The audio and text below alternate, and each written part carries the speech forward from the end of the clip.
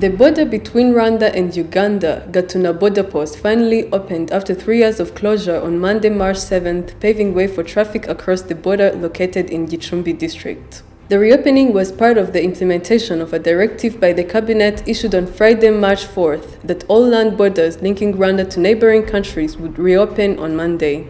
All land borders have effectively closed for 2 years owing to the COVID-19 pandemic, and only emergency travelers like returning nationals and those transporting merchandise destined or transitioning through Rwanda were being allowed to cross. For the Gatuna Border Post particularly, it has been closed for 3 years following an advisory by the government of Rwanda to its citizens, warning them against traveling to Uganda where their safety was not guaranteed.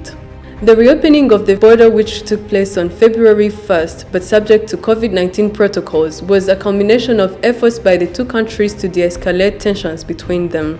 However, on the first day of the reopening of the border, there was limited activity, with some passengers becoming victims of flaws in communication after they got to know at the border that they would need a PCR test to be able to cross.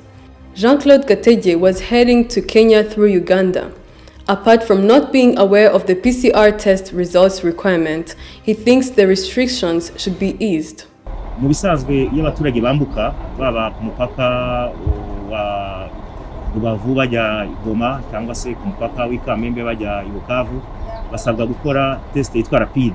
Ndibwira rero ko babishinzwe bari bubikemure bakoresheje ubushishozi ngo basha bafite. Many passengers who had traveled by a bus operated by a local transport company, Volcano Bus Company, headed to Kampala from Kigali, got to know about this requirement at the border. The bus was later in the afternoon allowed to proceed to Kampala after hours at the border. The government spokesperson, Yolande Makolo, said that a negative PCR test was not a requirement for entry on the Rwandan side, but travelers crossing into Uganda were requested to show a negative PCR test on the Ugandan side of the border. She said that Rwanda is carrying out randomized rapid testing on travelers entering the land borders, and this cost is covered by the government. She added that being the first day of the implementation of the new instructions on land border reopening, not everything ran perfectly, but issues were being quickly fixed.